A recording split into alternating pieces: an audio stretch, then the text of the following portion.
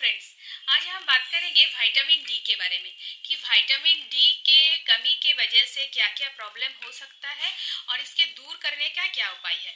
देखिए, vitamin D बहुत ही छोटा सा नाम है, लेकिन ये हमारे शरीर में बहुत ही इम्पोर्टेंट रोल निभाता है। तो ऐसा नहीं है कि अदर्स जो विटामिन है उसका हमारे शरीर में इम्पोर्टेंट नहीं है, लेकिन इससे ज़्यादा इम्पोर्टेंट विटामिन डी है। ठीक है।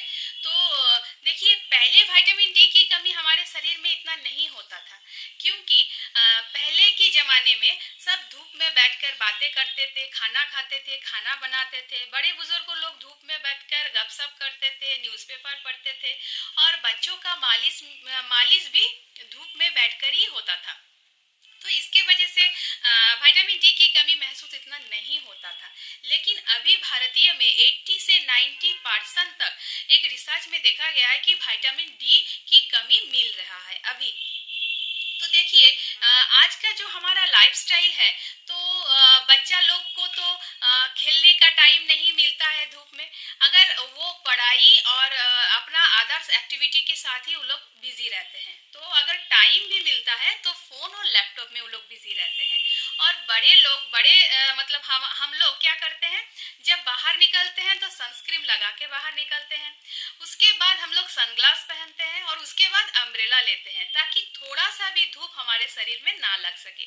तो इसके वजह से बहुत मतलब 80 से 90% विटामिन डी की कमी महसूस हो रही है सभी में। तो इसके वजह से क्या क्या प्रॉब्लम होता है विटामिन डी की कमी की वजह से। देखिए, मतलब हेयर ग्रोथ कम हो जाना, लॉस होना, विटामिन डी की कमी की वजह से होता है। थोड़ा सा काम करने में थकान महसूस होना विटामिन डी की कमी की वजह से होता है। इम्यूनिटी पावर कम हो जाना, थोड़े थोड़े दिनों में सर्दी जुकाम होना, फीवर आना, ये भी विटामिन डी की कमी की वजह से ही होता है। नींद में परिवर्तन, नींद ना आना, ये भी विटामिन डी के कमी के वजह से ही होता है। नींद में परिवर्तन का मतलब रात के बजाय दिन में नींद आना, ये भी विटामिन डी की कमी की वजह से ही होता है।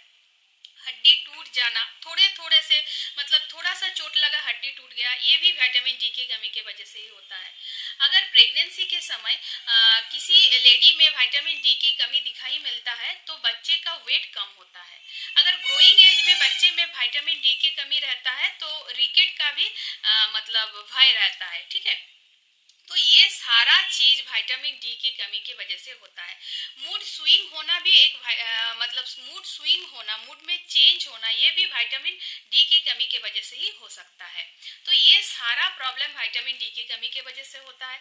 तो अब इसके कमी को हम लोग पूरा कैसे करें? इसको पूरा करने के लिए 15 से 20 मिनट धूप में रहना बहुत ही जरूरी होता है।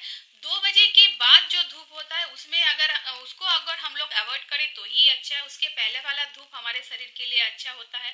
और खाने में हम लोग मशरूम ऐड कर सकते हैं, एग को रख सकते हैं।